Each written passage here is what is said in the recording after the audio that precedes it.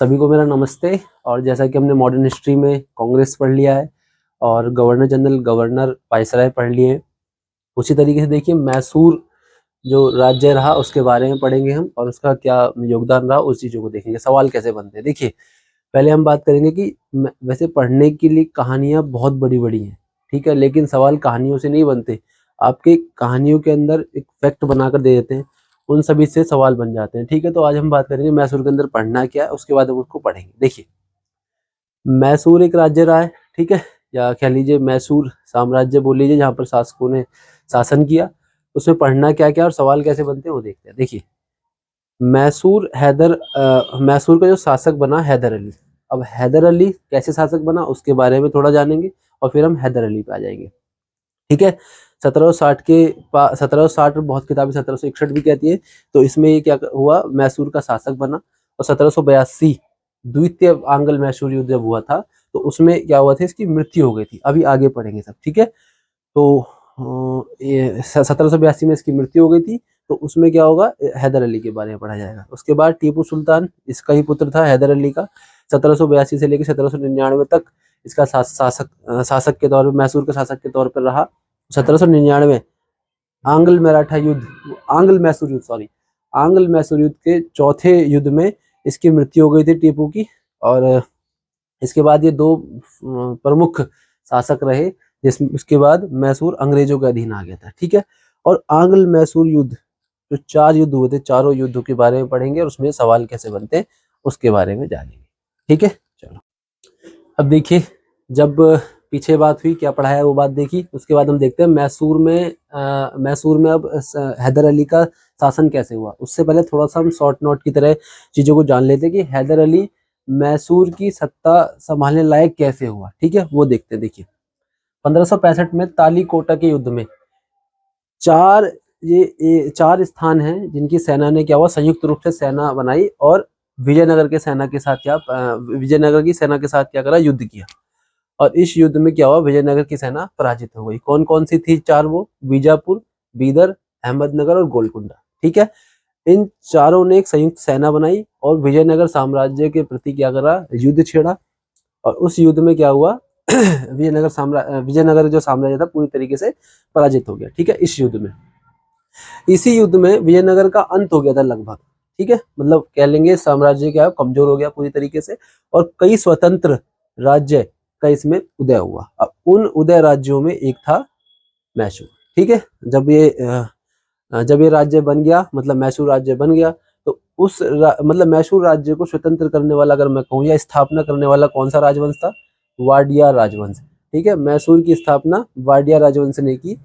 थोड़ा समय और आगे की तरफ चलेंगे, 1704 में मैसूर का राजा एक था चिक्का देवराज, ठीक है। तो उसने मुगल शासक था औरंगजेब, तो उसकी अधीनता स्वीकार करी और आगे चलकर मैसूर का अंतिम राजा जो बना चिक्का कृष्णराज। ये चिक्का देवराज था, ये चिक्का कृष्णराज है जो लास्ट है। अब ये राजा तो था पर एक कमजोर शासक था। इसकी जो वास्तविक ताकत कहूंगा या वास्तविक शक्तियां कहूंगा, दो मंत्रियों के पास थी। एक का नाम था नंजराज और एक का नाम था देवराज, ठीक है। और इन दोनों में से भी आगे चलकर नंजराज वो पूरी तरीके से मैसूर का सर्वा हो गया, ठीक है। पूरी तरीके से सर्वाधिकारी बोल लीजिए या शासक बोल लीजिए। और इसी के समय में, नंजराज के समय में ही हैदर अली नामक एक व्यक्ति उस नंजराज की सेना में क्या हुआ, शामिल हो गया, ठीक है। देखा जाए तो मैसूर में जो सत्ता स्थापित करने की बात कहूँ तो यहाँ से हैदर अली सेना में शामिल हुआ और अपने शौर्य बल पर, मतलब अपनी ताकत के दम पर आगे चलकर क्या हुआ, मैसूर का शासक बना। आइए अब हम मैसूर में हैदर अली के बारे में बात। अगर मैं हैदर अली की बात करूं तो मतलब इसमें दो शासक रहे, हैदर अली और टीपू, तो मैं दोनों की बात यहीं पे करता हूँ। देखिए, हैदर अली की बात करूं तो देखिए, आप पीछे बताया था नंजराज की सेना में कौन शामिल हो गया, हैदर अली, और बाद में अपने बल पर ये मैसूर का शासक भी बना। 1760 में इसने अपने आप को क्या करा, शासक घोषित किया, ठीक है। और हैदर का मतलब होता है सिंह, शेर। अगर इसकी उपलब्धि की एक तरह से मैं बात करूं तो दक्कन में भारतीय ताकतों में हैदर अली ऐसा पहला व्यक्ति था जिसने अंग्रेजों को पराजित किया, ठीक है। अंग्रेजों को अगर कहूं मैं पहली बार किसी भारतीय ताकतों में, अगर, और वो भी दक्कन में, स्पेशली बात है दक्कन में, ठीक है।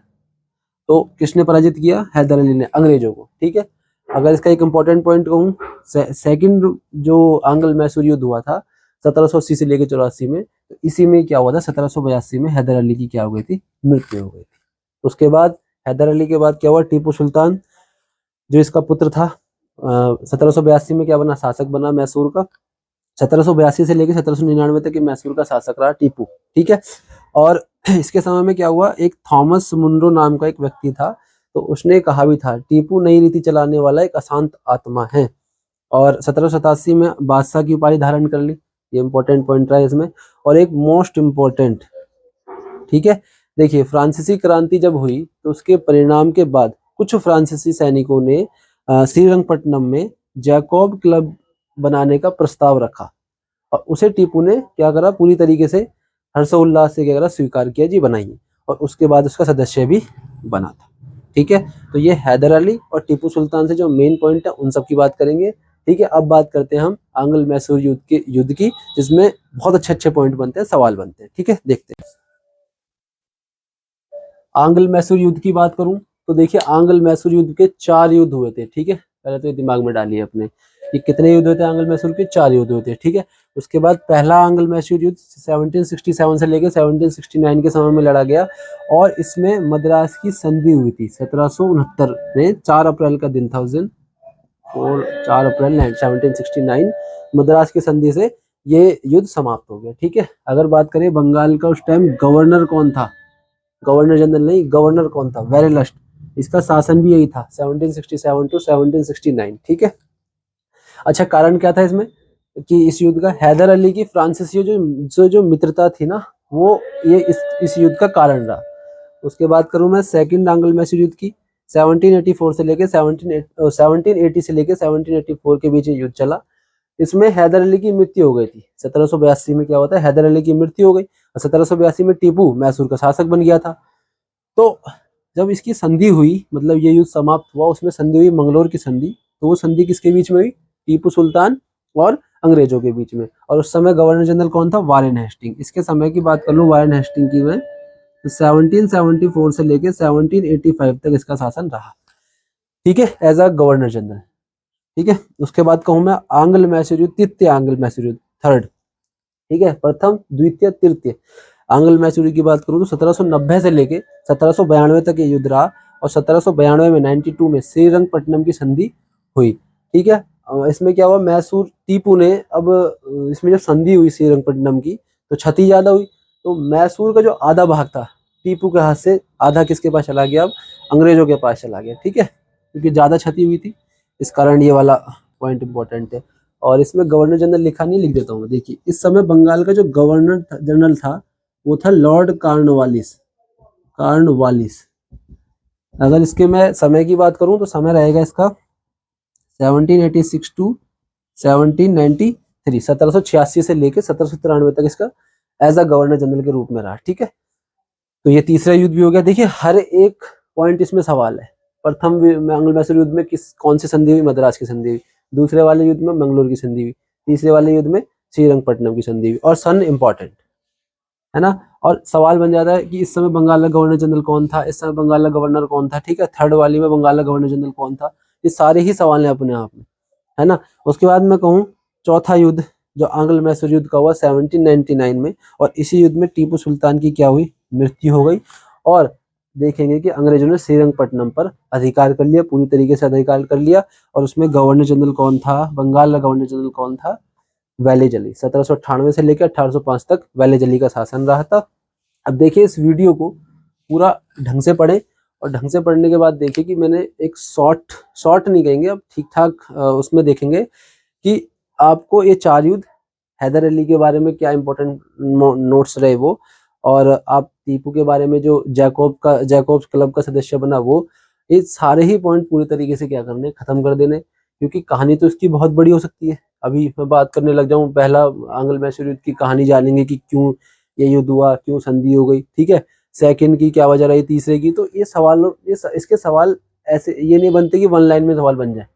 ठीक है, अगर 100% में से अगर मैं बात करूं तो 95% अगर सवाल बनेंगे तो यहाँ से बनेंगे।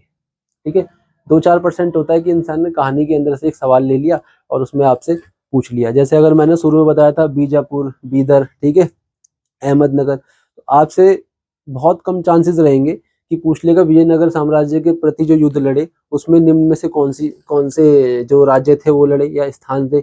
तो ऐसे सवाल तब बनते हैं जब अगर पेपर को कॉम्प्लिकेटेड करना हो, और कॉम्प्लिकेटेड के लिए ही पढ़ लिया हमने, चारों राज्यों के बारे में पढ़ लिया है। ठीक है, तो धीरे धीरे इन चीज़ों को पूरा करें। Thank you.